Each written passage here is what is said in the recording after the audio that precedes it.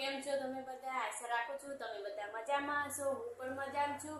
તો હવે 15 તારીખે આવે છે 15મી ઓગસ્ટ અને છોટું કહે છે કે મમ્મી મને તિરંગો બનાવતા શીખવાડ. તો હું આજે બનાવું છું તિરંગો, ઝંડો બનાવું છું. તમે બધા જોતા રહેજો દોસ્તો. પહેલા તો આવી રીતે એક ઊભી લીટી દોરી દેવાની,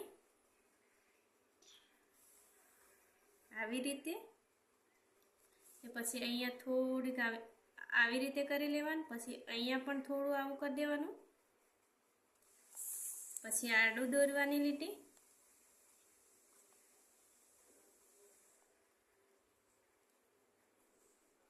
તે એક આવી રીતે પહેલા ચોરસ દોરી લેવાનું. પછી એક લીટી આમ, એક લીટી આમ, ને અહીંયા વચ્ચે અશોક ચક્ર દોરવાનું. તો ફૂટપટ્ટીની મદદથી હું દોરી લઉં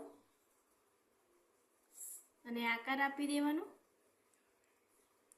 24 આરા આવે તો 24 આરા આવી રીતે કરી દેવાના.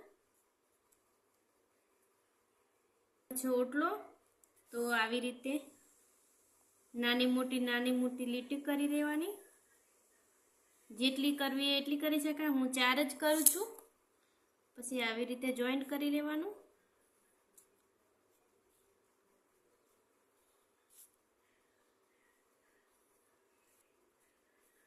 આવી રીતે ઓટલો બનાવી લેવાનો.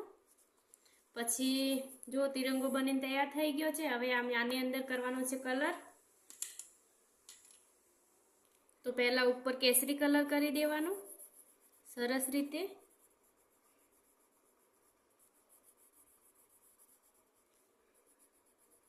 આવી રીતે એકદમ ગાઢો કરવાનો એટલે દેખાવામાં સારો દેખાય.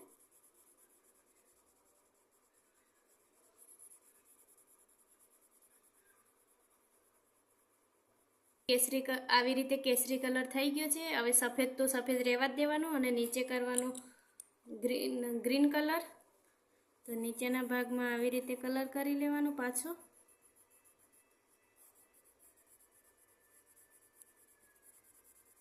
સરસ રીતે કરી લેવાનું.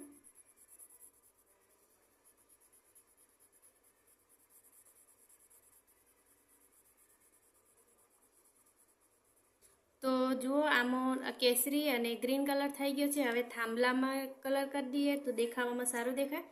તો આમાં હું લાલ કલર કરું છું.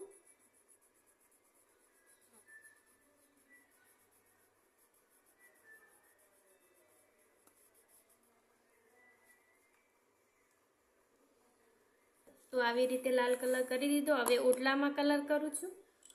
તો ઓટલા માટે મેં લીધો છે વાદળી કલર. તો અહીંયા પણ વાદળી કલર કરી દઉં. તમને જે ગમે એ તમે કલર કરી શકો છો. મને વાદળી કલર બહુ ગમે છે એટલે હું વાદળી કલર કરું છું.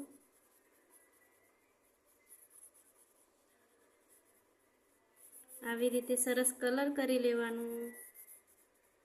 અને આપણો તિરંગો ઝંડો બનાવીને મેં કરી દીધો છે તૈયાર દોસ્તો. જુઓ આવી રીતે તિરંગો બનાવ્યો છે. આવી રીતે મેં તિરંગો બનાવીને તૈયાર કરી લીધો છે. જો તમને ગમ્યો હોય તો મારી ચેનલને સબસ્ક્રાઈબ કરજો, લાઈક કરજો, કોમેન્ટમાં જરૂર જણાવજો. બાય બાય દોસ્તો.